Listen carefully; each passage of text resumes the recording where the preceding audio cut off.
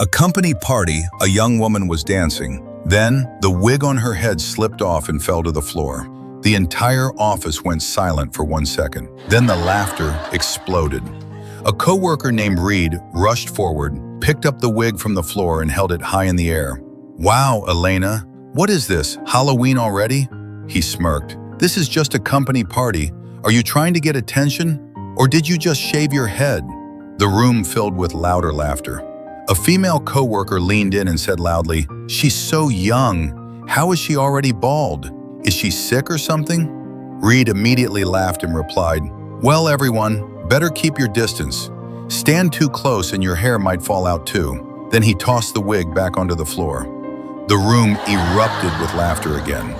Elena stood there, her face pale. She bent down, picked up the wig, held back her tears, and quietly walked out. Some people even took out their phones and filmed the moment like it was a joke. The next day at work, Elena's desk was empty. Someone laughed and said, "So, did she finally go get a hair transplant?" A few people chuckled. On the third day, she still hadn't come in. Reed frowned slightly. "You don't think she quit just because we laughed at her, right?" No one answered. That evening after work, Reed suddenly felt uneasy. Out of curiosity, or maybe guilt, he and a few coworkers drove to Elena's apartment. When they arrived, an ambulance was parked outside. Paramedics were wheeling out a body covered with a white sheet. The air smelled faintly of disinfectant. A woman stood by the doorway, holding a coat in her arms. Reed's throat tightened as he asked quietly, "Excuse me, is Elena here?" "We're her coworkers. She hasn't been at work the past few days." The woman looked at them silently. Then she said, "She passed away this morning."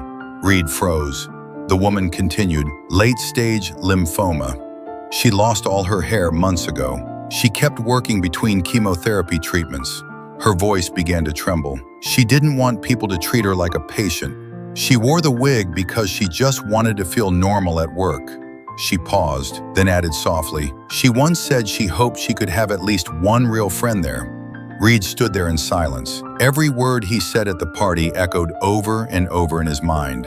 Tears slowly rolled down his face. Sometimes the cruelest place is not a battlefield, it's an office.